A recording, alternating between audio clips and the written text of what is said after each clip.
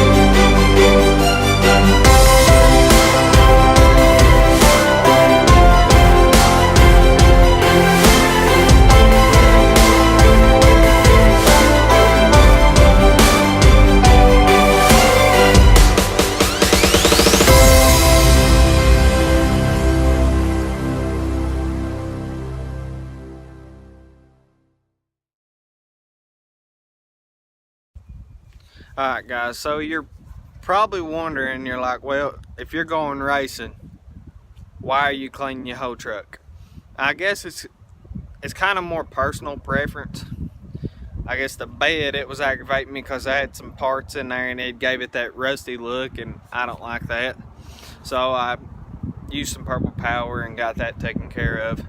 But as far as cleaning the whole truck, its appearance, and plus I always like to clean underneath, because you'll go down the track sometimes and you'll get to the end and they'll say, well, you have a small leak or you have a leak. Well, if you got your undercarriage clean, then you can easily look underneath there and locate the leak quickly, fix it, and get on to your next pass. It's just something I've always done when it comes to racing, because it's a heck of a lot easier to locate it. I mean, you really don't want no leaks in all reality, but that's just an easier way to find them, which this truck doesn't have any leaks. I got dual breathers out of the tappet cover, breather on the timing case, breather in the valve cover. I got enough breathers to pretty much eliminate a lot of the pressure that can be created in these motors, because I come across the problem of accumulating too much pressure and I was blowing seals.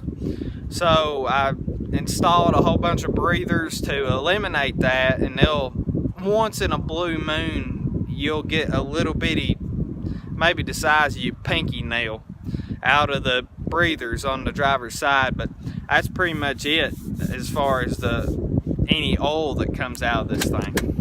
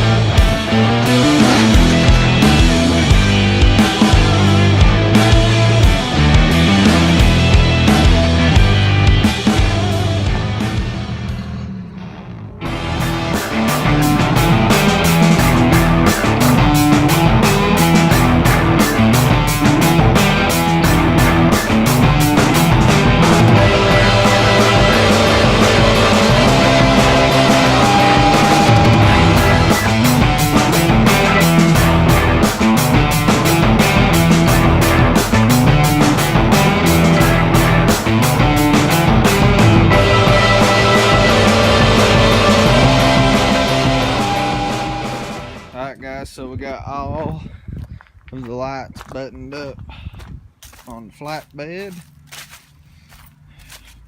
I hate wiring, but we got them all buttoned up, and Tyler just rode in here a few minutes ago. Them studs he ordered have already come in, surprisingly, so I guess we can go in and install them.